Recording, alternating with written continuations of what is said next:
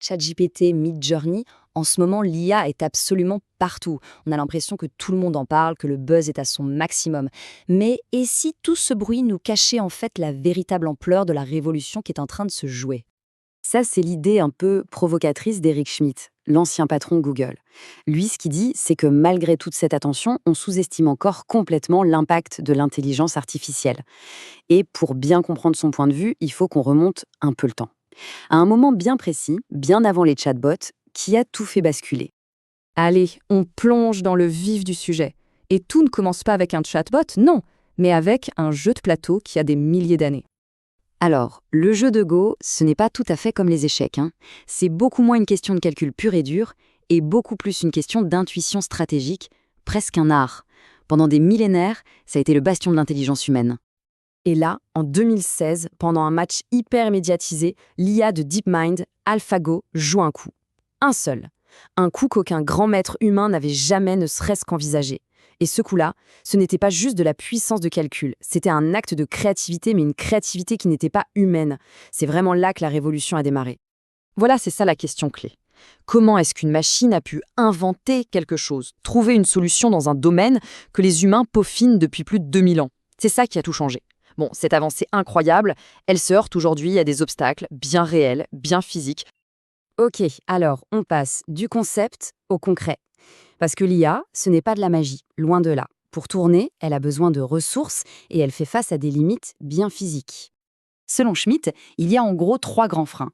L'énergie colossale dont elle a besoin, la quantité de données qu'il faut pour l'entraîner et sa capacité, pour l'instant, à faire de vraies nouvelles inventions. Ok, parlons d'abord de l'énergie. Rien que pour les États-Unis, on estime qu'il faudrait 90 gigawatts d'énergie supplémentaire juste pour alimenter leurs ambitions en matière d'IA. Alors 90 gigawatts, ça ne parle peut-être pas à tout le monde. Mais imaginez, c'est l'équivalent de 90 centrales nucléaires. Et le truc, c'est que les États-Unis, ils n'en construisent aucune en ce moment. Alors la question, elle est simple, d'où va venir toute cette électricité? C'est une vraie épée de Damoclès. Et attention, on ne peut pas juste se dire que les puces vont devenir plus efficaces. Il y a une vieille loi dans la tech qu'on appelle Grove donne et Gates reprend. En gros, ça veut dire que dès qu'on gagne en efficacité d'un côté, le logiciel de l'autre devient encore plus gourmand et absorbe tout immédiatement. L'appétit de l'IA pour l'énergie ne fait que grandir. Et puis, il y a cette fameuse limite de l'invention. AlphaGo a innové, oui, mais à l'intérieur des règles du Go. Les vrais bonds en avant, à la Einstein, ça arrive souvent quand on prend une idée d'un domaine et qu'on l'applique à un autre qui n'a rien à voir. Pour l'instant, les IA, elles ne savent pas encore faire ça. Enfin, pas encore. Mais bon, ces limites, ça n'arrête personne. Au contraire, ça rend la course encore plus folle. Et ça nous amène directement à la géopolitique, à la compétition mondiale. Et là, on a vraiment 2 salles, 2 ambiances. D'un côté, les États-Unis, qui mènent la danse avec des modèles propriétaires, fermés comme ceux de Google ou OpenAI. Et de l'autre, la Chine, qui a mis le paquet sur l'open source. Ça leur permet de combler leur retard à une vitesse éclair et peut-être même de passer devant. C'est ce que Schmitt appelle un wicked problem, un problème vraiment tordu. Parce que oui, l'open source, ça booste l'innovation à une vitesse folle. Mais le revers de la médaille, c'est que ça met des outils ultra puissants entre les mains de n'importe qui, y compris des gens très mal intentionnés. C'est un risque direct pour la sécurité de tout le monde. Et c'est là que ça commence à faire vraiment froid dans le dos. Imaginez juste un instant. 2 pays sont au coude à coude pour créer la première super-intelligence. Si l'un des deux pense que l'autre est sur le point de gagner, il ne peut pas le laisser faire. La logique de la préemption, elle est terrible, mais elle est implacable. On essaye de voler le code. Si ça ne marche pas, on infiltre l'équipe. Si ça ne marche pas, on sabote. Et si rien ne fonctionne, l'impensable, c'est-à-dire bombarder un data center, ça devient une option logique d'un point de vue militaire. Et attention, ce n'est pas de la science-fiction, hein. Schmitt pense que ce genre de scénario pourrait devenir une crise bien réelle d'ici 5 ans à peine. Ces discussions, elles ont lieu en ce moment même, dans les plus hautes sphères du pouvoir. Le temps presse pour trouver des solutions.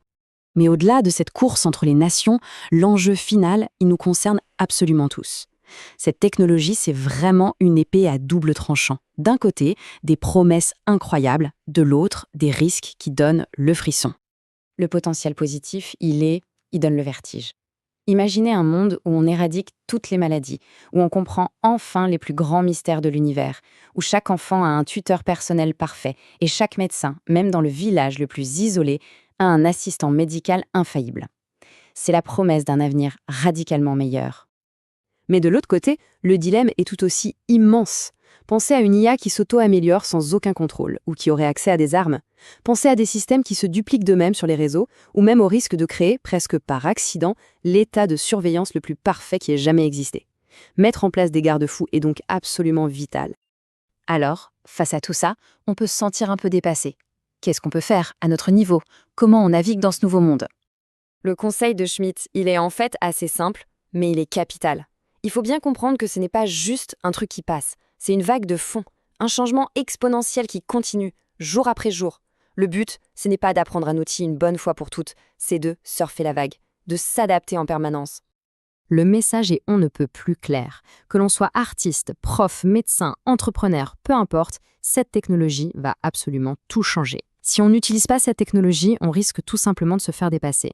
La seule vraie option, c'est de s'y mettre. Et vite. Au final, tout se résume à une idée assez vertigineuse. On est en train de vivre, maintenant, ce qui va déterminer les 500 prochaines années de l'histoire humaine. La vraie question, ce n'est pas de savoir si ça nous plaît ou pas. C'est simplement, est-ce qu'on est prêt ?